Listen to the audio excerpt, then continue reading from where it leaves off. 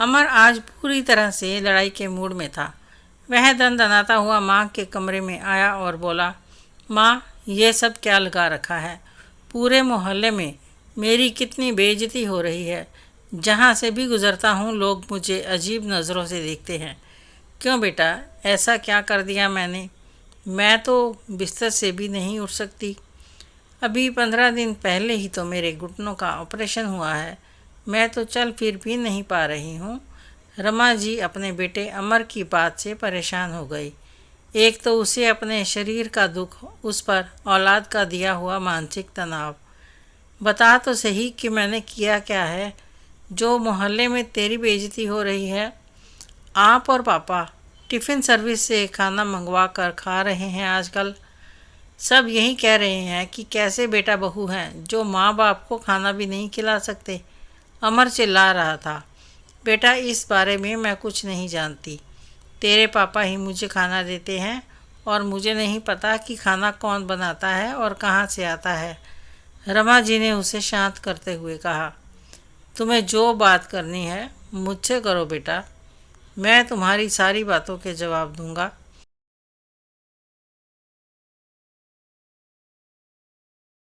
अपनी बीमार माँ को क्यों परेशान कर रहा है? पीछे से कमरे में आते हुए राघव जी ने दोनों की बातें सुन ली थी। अमर माथे पर बल डालते हुए बोला, आपसे क्या बात करूं पापा? आपको तो हमेशा मेरी ही गलती दिखती है। अपनी इज्जत की इतनी फिक्र है तो दिखावा क्यों कर रहे हो? बीमार माँ को अपने साथ रख कर उसकी सेवा करो। राघव जी ने सच्चाई पर प्रहार किया। अपनी माँ को चार बातें सुनाने बैठ जाते हो क्योंकि तुम्हें पता है कि वह तुम्हारा पक्ष लेती है और तुम्हें कभी गलत नहीं कहेगी। तो अब मैंने कौन सी गलती कर दी है जो पूरे मोहल्ले में मेरी बेइज्जती की जा रही है? जो कुछ भी है तुम्हारे अपने कर्म हैं।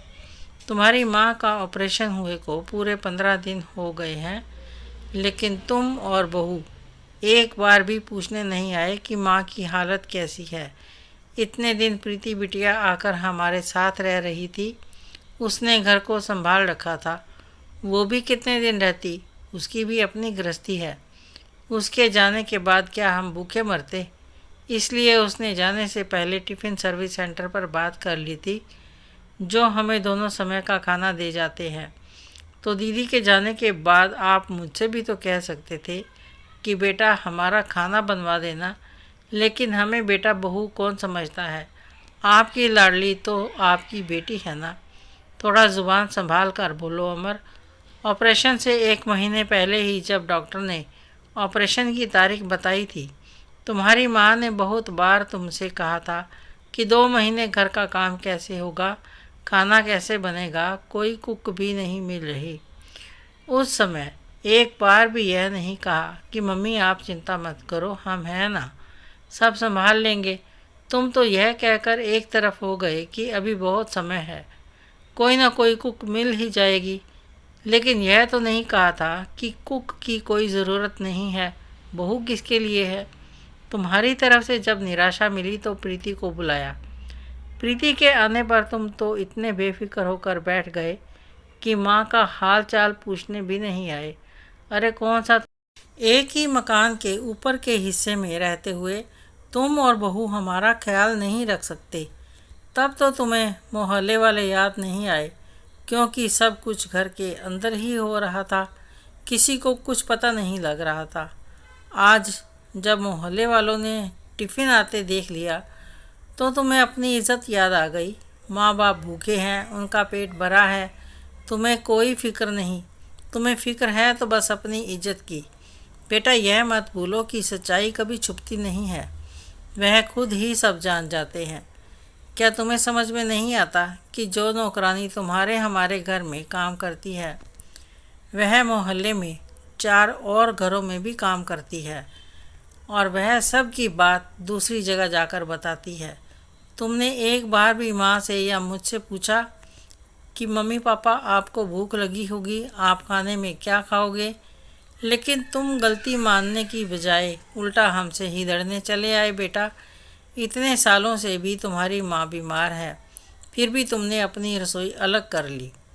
कभी हमने तुम्हारे मुंह से यह नहीं सुना कि मम्मी पापा, भले ही मैं घर की शांति के लिए अलग हुआ हूँ, लेकिन आप चिंता मत करो, मैं हमेशा आपके साथ हूँ। तो बताओ, क्या हम तुमसे भीख मांग कर खाएंगे? अभी इतना स्वाभिमान बचा है हमारा, हम अपना ख्याल खुद रख सकते हैं। अब बेटा, पेट तो हमें अपना भरना ही था, जहाँ स्वाभिमान पर चोट ना लगे वहीं तो खाएंगे हम। पिता ने सच्चाई का आईना दिखाया तो अमर चुपचाप वहाँ से चला गया।